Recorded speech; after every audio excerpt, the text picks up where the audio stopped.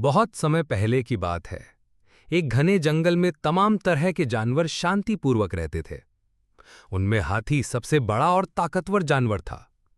वो अपनी शक्ति पर बहुत घमंड करता था और जंगल के बाकी जानवरों को तुच्छ समझता था।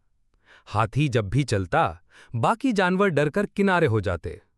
वो कभी-कभी अपनी ताकत का दुरुपयोग भी करता। छोटे जानवरों को डराता, पेड़ों को उखाड़ता और पानी की जगहों पर कब्जा कर लेता। एक दिन गर्मी बहुत तेज थी और जंगल का तालाब सूखने लगा था। सभी जानवर परेशान थे क्योंकि पानी की कमी हो रही थी। जो थोड़ा बहुत पानी बचा था, उस पर हाथी ने अधिकार कर लिया और किसी को पास नहीं आने देता था। जो भी जानवर तालाब की ओर आता, हाथी उसे डराकर भगा देता। उसी जंगल में एक चतुर लोमड़ी भी रहती थी।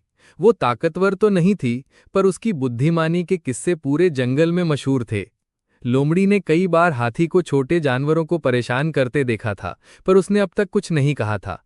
लेकिन जब हाथी ने पानी जैसी जरूरी चीज पर कब्जा कर लिया, तब लोमड़ी ने तय किया कि अब चुप रहना ठीक नहीं। लोमड़ी ने हाथी को सबक सिखाने की योजना बनाई। वो चुपचाप हाथी के पास गई और बोली, हे महान हाथी, मैं तुम्हारी ताकत की प्रशंसा करती हूँ। तुम सच में इस जंगल के सबसे बलवान जानवर हो। कोई भी तुमसे नहीं जीत सकता। हाथी घमंड से फूल उठा और बोला, हाँ, मुझे पता है, इस जंगल में कोई मेरा मुकाबला नहीं कर सकता। लोमड़ी ने मुस्कुराते हुए कहा, लेकिन मैंने सुना है कि पास के जंगल में एक और हाथी आया है जो तुमसे भी बड़ा और ताकतवर है। उसने कहा है कि वो इस जंगल का राजा बनना चाहता है। ये सुनकर हाथी को बहुत गुस्सा आया। उसने चिंघाड़ते हुए कहा, कहाँ है वो? मैं अभी जाकर उसे सबक सिखाता हूँ। लोमड़ी ने चालाकी से जवाब दिया, वो अभी जंगल के उस कोने में है जहां वो एक गुफा में छिपा है। लेकिन वो बहुत चालाक है, सामने नहीं आता। तुम्हें उसकी गुफा में जाकर उसे बाहर खींचना पड़ेगा। हाथी तुरंत उस ओर चल पड़ा जहां लोमड़ी ने बताया था।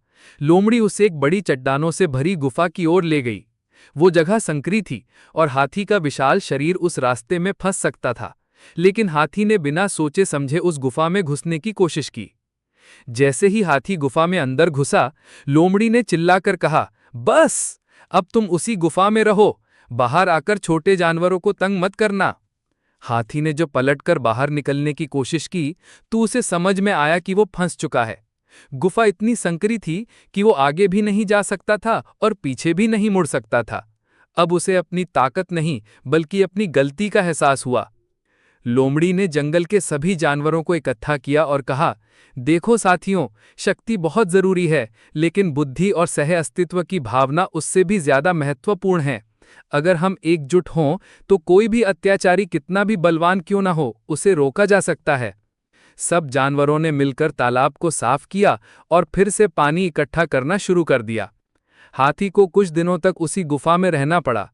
वो अपनी गलती पर पछताया।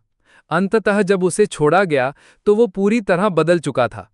अब वो छोटे जानवरों का सम्मान करने लगा और जंगल के नियमों का पालन करने लगा।